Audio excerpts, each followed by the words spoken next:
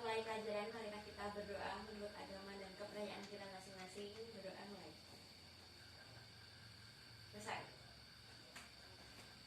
Baiklah, Ibu akan mengabsen dulu. Tina Prilina, Hadir Bu. Agus Dewi, Hadir Bu. Siskawati. Kemana Siska? Saya dapat titipan dari Siska Bu. Ya. Makasih ya. Sama Bu.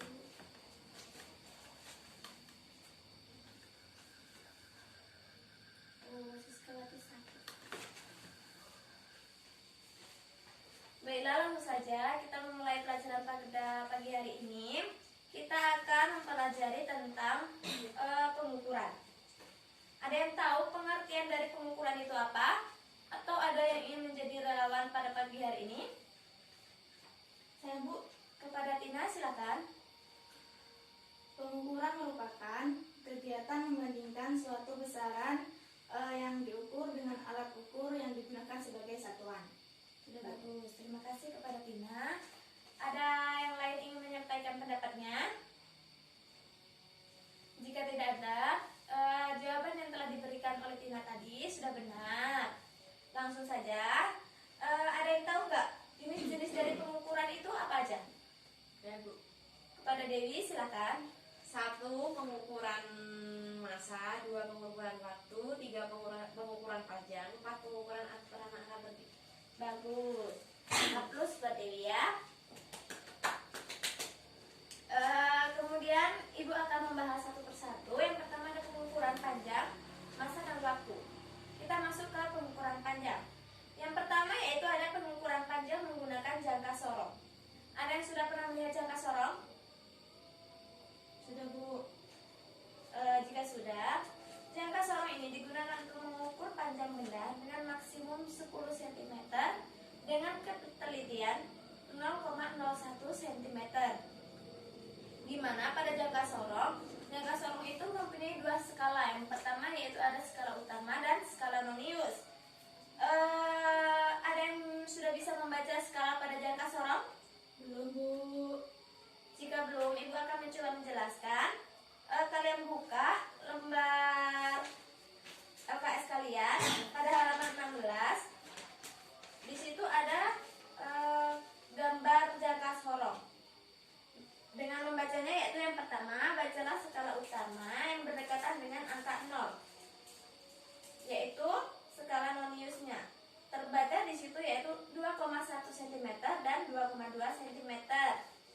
Kemudian perhatikan skala nonius yang berimpit dengan skala utama.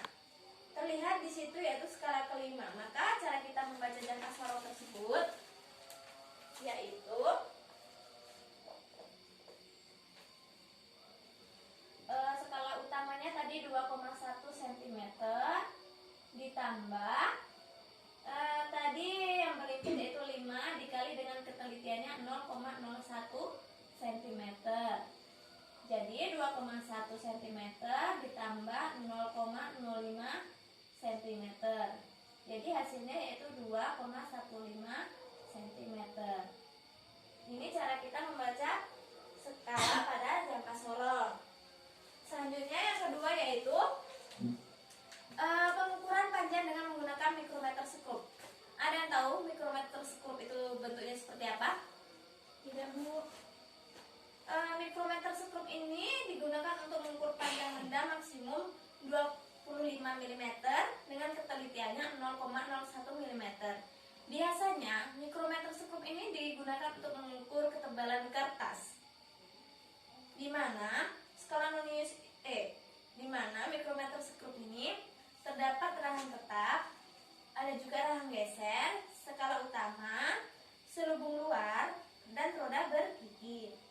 Ada yang bisa membaca skala nonius? Bu. Pada mikrometer skrup ini, bacalah skala utama yang berdekatan dengan tepi selubung luar. Kalian lihat halaman 16. Di situ terbaca antara 4,5 mm dan 5,0 mm. Kemudian perhatikan skala pada selubung luar yang berimpit dengan garis mendatar skala utama. Terlihat skala ke-47. Jadi cara kita membaca mikrometer skrup tersebut adalah di sini tadi terbaca 4,5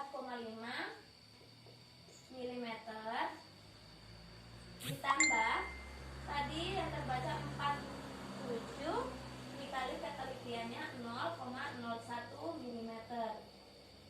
Jadi 4,5 mm ditambah 0,47 mm. Hasilnya yaitu 4,90 mm. Ini merupakan cara kita membaca mikrometer stroke. Langsung saja, yang kedua yaitu ada pengukuran massa. Ada yang tahu satuan internasional dari massa itu apa? Saya Bu, kepada Tina silakan. Kilogram, Bu. Bagus, aku seperti Tina. Massa suatu benda dapat diukur menggunakan neraca atau timbangan. Misalnya yaitu ada neraca Ohaus, neraca lengan, kemudian timbangan racin. Lanjut yaitu ke pengukuran waktu. Besaran waktu dapat diukur menggunakan jam atau stopwatch, di mana ada dua jenis stopwatch, yaitu stopwatch digital dan stopwatch analog. Kemudian lanjut ke angka penting. Yang pertama ada notasi ilmiah. Dalam aturan angka penting, bilangan puluhan, ratusan, ribuan dan seterusnya memiliki angka-angka nol pada deretan akhir harus dituliskan dalam notasi ilmiah. Notasi ilmiah dalam pengukuran dapat ditulis sebagai berikut. Biasanya dalam aturan angka penting itu ditulis B dikali 10 pangkat N. Ini ya. Di mana B tersebut adalah bilangan penting yang nilainya B lebih besar dari 1 atau lebih kecil dari 10. Kemudian N adalah orde yang terdiri atas bilangan bulat. Aturan angka penting ada yang tahu? Enggak, Bu. Kalian buka LKS kalian halaman 17. Silakan kalian baca terlebih dahulu tentang aturan angka penting. Sudah dibaca semuanya? Sudah, Bu. Baiklah, Ibu akan menjelaskan satu persatu. Yang pertama, semua angka bukan 0 adalah angka penting. Berarti 1, 2, 3 itu termasuk angka penting.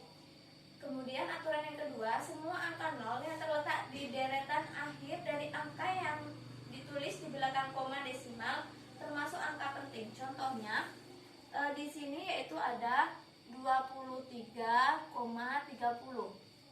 Ada yang tahu berapa ini angka pentingnya? Di sini berarti ada 4 angka penting. Lanjut ke aturan yang ketiga, angka 0 yang terletak di antara dua angka bukan 0 termasuk angka penting. Contohnya di sini 105. Pada aturan yang pertama, semua angka bukan 0 termasuk angka penting. Namun dalam aturan yang ketiga, 0 yang diapit oleh dua angka selain 0 termasuk angka penting. Jadi di sini terdapat 3 angka penting. Kemudian untuk aturan yang terakhir, angka-angka yang digunakan hanya untuk tempat titik desimal adalah bukan angka penting. Apabila 0,00005 ini ada satu angka penting. Baiklah, Ibu akan memberikan satu contoh soal. Kalian tulis, Ibu bacakan soalnya ya. Ya, Bu. Soalnya yaitu lempeng logam tipis berbentuk persegi panjang diukur menggunakan jangka sorong, diperoleh panjang 6,24 cm, diperoleh panjang 6,24 cm dan lebar 4,4 cm. Luas lempeng logam menurut aturan angka penting adalah, silakan kalian kerjakan terlebih dahulu. Apabila ada yang bisa, silakan maju ke depan ya. Kerjakan terlebih dahulu. Iya, Bu.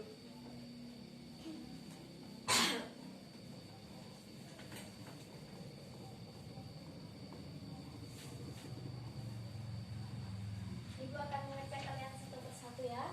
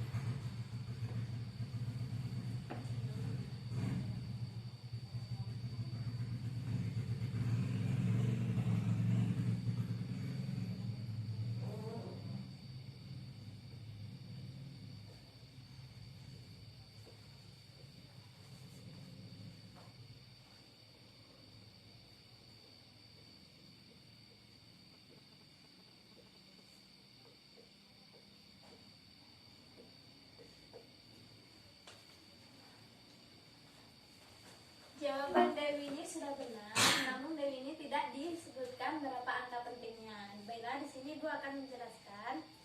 Di sini pada panjangnya ini terdapat ini 3 angka penting ya. Iya. Bu. Kemudian di lebarnya ini ada 2 angka penting. Ini Ibu tulis AG ya, AG itu AP.